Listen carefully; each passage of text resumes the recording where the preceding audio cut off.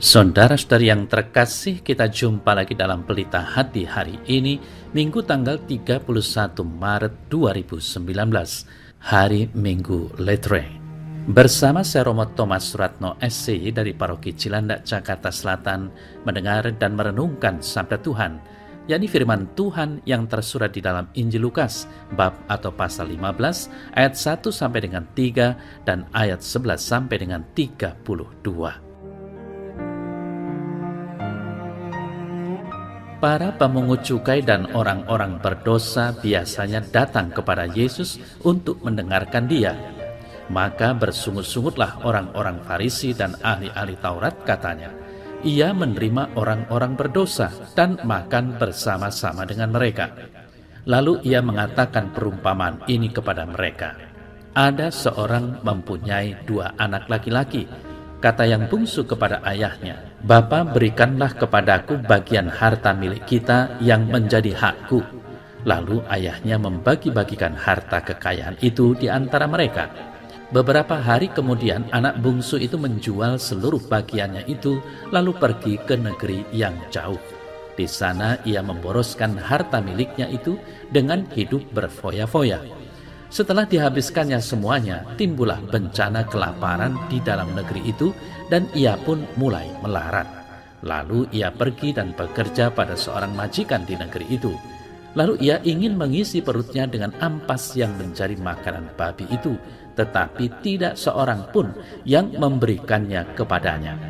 Lalu ia menyadari keadaannya, katanya, "Betapa banyaknya orang upahan Bapakku yang berlimpah-limpah makanannya, tetapi aku di sini mati kelaparan.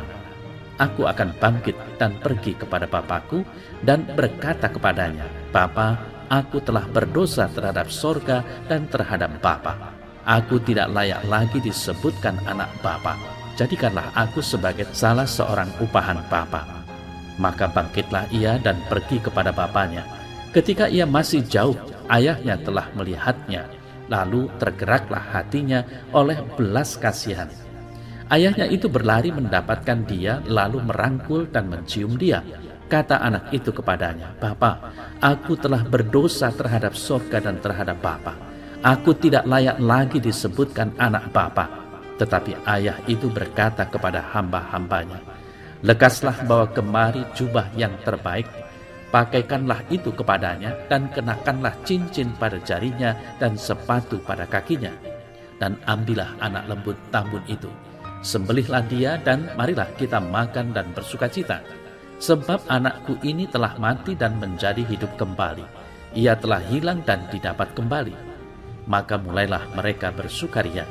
Tetapi anaknya yang sulung berada di ladang, dan ketika ia pulang dan dekat ke rumah, ia mendengar bunyi seruling dan nyanyian tari-tarian. Lalu ia memanggil salah seorang hamba dan bertanya kepadanya, apa arti semuanya itu. Jawab hamba itu, "Adikmu telah kembali dan ayahmu telah menyembelih anak lembu tambun, karena ia mendapatnya kembali dengan sehat." Maka marahlah anak sulung itu dan ia tidak mau masuk. Lalu ayahnya keluar dan berbicara dengan dia. Tetapi ia menjawab ayahnya, katanya, "Telah bertahun-tahun aku melayani Bapa, dan belum pernah aku melanggar perintah Bapa. Tetapi kepadaku belum pernah Bapa memberikan seekor anak kambing untuk bersukacita dengan sahabat-sahabatku. Tetapi baru saja anak Bapa yang telah memboroskan harta kekayaan Bapa bersama-sama dengan pelacur-pelacur, maka Bapa menyembelih anak lembu tambun itu untuk dia."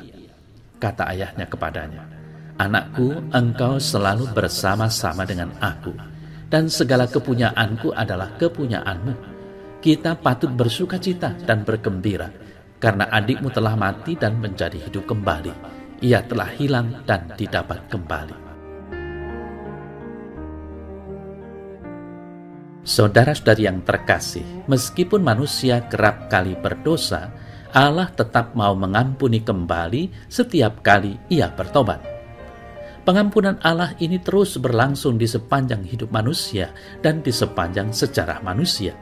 Itulah sebabnya Allah mempercayakan pelayanan pengampunan ini yang mendamaikan manusia dengan Allah kepada para rasul dan para penerus mereka.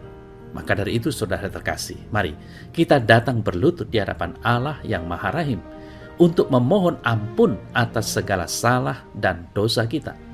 Seperti anak yang hilang dalam kisah Injil hari ini. Melalui kisah tersebut, Tuhan Yesus menghadapkan kepada kita dua sifat manusia, yaitu sebagai si sulung dan si bungsu.